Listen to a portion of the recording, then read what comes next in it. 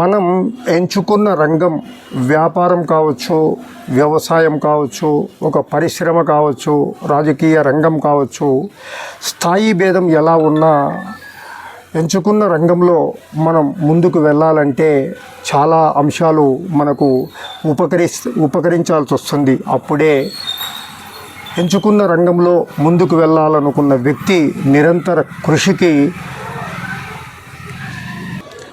కుటుంబ పరంగా కూడా సమిష్టి ప్రోత్సాహం లభించినప్పుడు ఆయా రంగాల్లో మనం ముందుకు వెళ్ళడానికి మరింత సులువవుతుంది. ఈ కోణంలో మనం బనగానపల్లి నియోజకవర్గం శాసనసభ్యులు, రాష్ట్ర మంత్రి బీసీ జనార్దన రెడ్డి గారిని మనం పరిశీలించినప్పుడు ఆయన సోదరులు, గతంలో ఆయనకు 3 సోదరులు, ఒకరు అగ్రజుడైన దివంగత బాలతిమ్మారెడ్డి అయితే ఇంకొకరు సోదరులు మాజీ సర్పంచ్ రాజారెడ్డి, ఇంకో సోదరుడు రామనాథరెడ్డి. మరి సోదరుల పరంగా ఏ రంగంలోనైనా సోదరులు, కుమారులు ఈ విధంగా ప్రోత్సాహం లభించడం అనేది అది సాధారణం.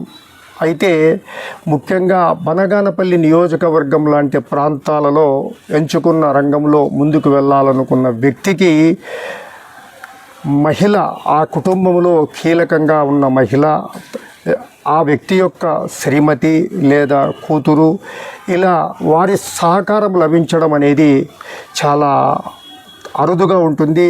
ఆ లభించిన సహకారం పూర్తి స్థాయిలో ఉండి నిబద్ధతతో ముందుకు వెళ్ళడం దృష్ట్యా ఆ వ్యక్తికి తాము ఎంచుకున్న రంగంలో క్రియాశీలకంగా మరింత అగ్రగామి ఫలితాలు అనతి కాలంలోనే సాధించడం అనేది చాలా సులువవుతుందని కూడా చెప్పుకోవచ్చు. మరి బనగానపల్లి నియోజకవర్గం శాసనసభ్యుడిగా 2 సార్లు మాత్రమే గెలుపొందిన బీసీ జనార్దన రెడ్డి గారు 2వసారి శాసనసభ్యుడిగా గెలుపొందిన వెంటనే ఆయనకు రాష్ట్ర మంత్రివర్గంలో కీలక మంత్రిగా బీసీ జనార్దన రెడ్డి గారికి అవకాశం రావడం, అలాగే మరో కీలకమైన అవకాశం ఏమంటే టీడీపీలో అత్యంత కీలకమైన పోలిట్ బ్యూరో సభ్యుడిగా కూడా అవకాశం లభించడం. మరి ఇన్ని బాధ్యతలు, ఒక పక్క బనగానపల్లి నియోజకవర్గం శాసనసభ్యుడిగా, మరో పక్క రాష్ట్ర మంత్రిగా, పోలిట్ బ్యూరో సభ్యుడిగా ఆయన నిబద్ధతతో నిర్వహించాల్సిన బాధ్యతలు పూర్తి స్థాయిలో మంచి ఫలితాలతో ముందుకు వెళ్ళాలంటే సమయాభావం అనేది సాధారణం. ఏ వ్యక్తికైనా కూడా ఈ క్రమంలో ముందుకు వెళ్ళినప్పుడు, ఇన్ని సమిష్టి బాధ్యతలతో ముందుకు వెళ్ళినప్పుడు అంత సులువుగా సమయం సరిపోదు. అయినా కూడా ఏదో విధంగా ముందుకు వెళ్ళడం సాధారణంగా పరిపాటి. ఇటువంటి పరిస్థితుల్లో, సమయాభావం క్లిష్టంగా ఉన్న ఇటువంటి పరిస్థితుల్లో ఆ వ్యక్తికి ఇక ఇంట్లో ఆయన శ్రీమతి నుండే ఈ మేరకు పరిపూర్ణమైన సహకారం లభించినప్పుడు అది ఆ వ్యక్తి తమకొచ్చిన అవకాశంలో మరింత రాణించేలా ముందుకు వెళ్ళడంలో చాలా ప్రయోజనకారి, బహుళ ప్రయోజనకారి అని కూడా చెప్పుకోవచ్చు. బీసీ జనార్దన రెడ్డి గారి సతీమణి బీసీ ఇందిరారెడ్డి గారి గురించి బనగానపల్లి నియోజకవర్గంలో ప్రత్యేకించి చెప్పుకోవాల్సిన అవసరమే లేదు.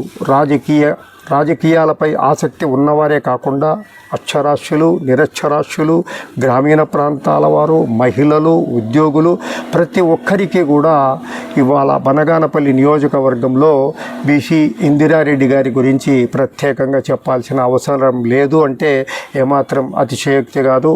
బీసీ ఇందిరారెడ్డి గారు, బీసీ జనార్దన రెడ్డి గారు రాజకీయాల్లోకి వచ్చినప్పటి నుంచి లభిస్తున్న సహకారం అలా ఉంచితే, ఆయన 2వసారి ఎన్నికల్లో ఓటమి చవిచూసి మాజీ శాసనసభ్యుడిగా కొనసాగుతున్న నేపథ్యంలోనే ఒకమారు దాదాపు 1 రోజులో, మరి 40 రోజులో అంతగా గుర్తులేదు కానీ రిమాండ్కు వెళ్ళవలసి వచ్చింది. మరి అటువంటి పరిస్థితుల్లో క్షేత్రస్థాయిలో నియోజకవర్గంలో పార్టీ కార్యకర్తలు కానీ నాయకులు కానీ ఏమాత్రం వారిలో మానసిక స్థైర్యం కొరవడకుండా వారిని కలిసికట్టుగా ముందుకు తీసుకెళ్లడంలో వారిలో మనోనిబ్బరాన్ని కలగజేస్తూ ముందుకు తీసుకెళ్లడంలో బీసీ ఇందిరారెడ్డి గారు చేసిన కృషి నియోజకవర్గ ప్రజలకే కాకుండా నియోజకవర్గ తెలుగుదేశం పార్టీ నాయకులకు, అలాగే ఆ పార్టీ రాష్ట్ర అధ్యక్షుడు ప్రస్తుత ముఖ్యమంత్రి చంద్రబాబు నాయుడు కూడా తెలుసు అంటే ఏమాత్రం అతిశయోక్తి కాదు.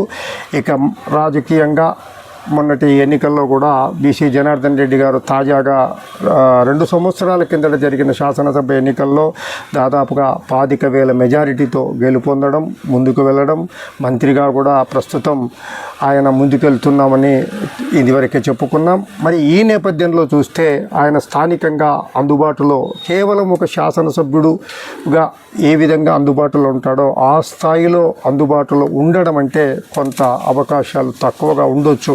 మరి కార్యకర్తల్లో కానీ, ప్రజల్లో కానీ, పార్టీ నేతల్లో కానీ ఎక్కడ కూడా ఆయన స్థానికంగా అందుబాటులో లేరు అన్న అపప్రద రాకుండా బీసీ ఇందిరారెడ్డి గారు నిరంతరం ఆ మేరకు ప్రత్యేక భూమికను పోషిస్తూ బీసీ జనార్దన రెడ్డి గారికి చేదోడు వాదోడుగా క్రియాశీలక రాజకీయాల్లో తమదైన శైలిలో ముందుకు వెళ్తున్నారంటే ఏమాత్రం అతిశయోక్తి కాదు.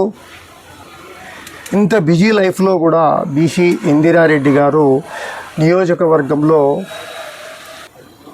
పర్యావరణ పరిరక్షణకు ఒక నిబద్ధతతో ఒక బాధ్యతాయుతమైన కార్యక్రమానికి చేపట్టడం, ఆ విధంగా ముందుకు వెళ్ళడం మనం చూసిందే. బనగానపల్లిలో ప్లాస్టిక్ నియంత్రణకు నిరంతరం కృషి చేస్తున్నారు. ఇప్పటికీ ఒకవేళ పూర్తి స్థాయిలో లేకపోయినా దాదాపు 80% వరకు ప్లాస్టిక్ నియంత్రణ అమలైందంటే అది బీసీ ఇందిరారెడ్డి గారు, బీసీ జనార్దన రెడ్డి గారు ఇచ్చిన సహకారంతో, బీసీ ఇందిరారెడ్డి గారు తీసుకున్న చొరవతో జరుగుతున్న కార్యక్రమం. అలాగే పట్టణంలో హరిత బనగానపల్లి దిశగా కూడా మొక్కల పెంపకానికి బీసీ ఇందిరారెడ్డి గారు, బీసీ జనార్దన్ రెడ్డి గారు ప్రత్యేకంగా చొరవ తీసుకొని కార్యక్రమాలను ముందుకు తీసుకెళ్తున్నారు. ఆ కార్యక్రమాలు సత్ఫలితాలు ఇచ్చేలాగా క్షేత్రస్థాయిలో బీసీ ఇందిరారెడ్డి గారు నిరంతరం పర్యవేక్షిస్తున్నారు.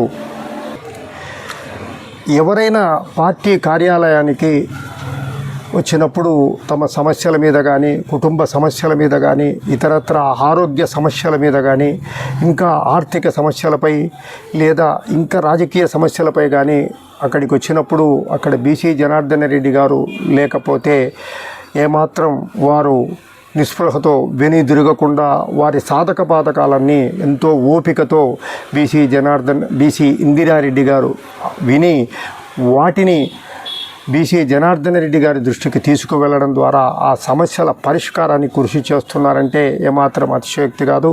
ఇంకా పర్యావరణ పరిరక్షణ, హరిత బనగానపల్లి కాకుండా బనగానపల్లి ప్రభుత్వ ఆసుపత్రిలో గర్భిణీ మహిళలకు పౌష్టికాహార పంపిణీ, అలాగే నెల పలువురు లబ్ధిదారులకు, అవసరమైన లబ్ధిదారులకు ఆర్థిక సహాయము, ఇంకా ఎక్కడ అవసరమైతే అక్కడ క్షేత్రస్థాయిలో ప్రభుత్వ సహాయం కొరకు ఎదురు చూడకుండా తమ సొంత నిధులతో కార్యక్రమాలను, ప్రజా సమస్యల పరిష్కారాన్ని చేపడుతూ బీసీ ఇందిరారెడ్డి గారు ముందుకు వెళ్తున్నారు.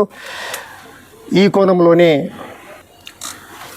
బీసీ జనార్దన రెడ్డి గారు రాజకీయంగా ప్రజా హృదయాల్లో స్థానం సంపాదించుకొని ఎలా ముందుకు వెళ్తున్నారో ఈ మేరకు క్రియాశీలక కార్యక్రమాలతో బీసీ ఇందిరారెడ్డి గారు కూడా బనగానపల్లి నియోజకవర్గ ప్రజల్లో ఒక సుస్థిర స్థానాన్ని సంపాదించుకుంటూ ముందుకు వెళ్తున్నారని ప్రత్యేకంగా చెప్పుకోవచ్చు.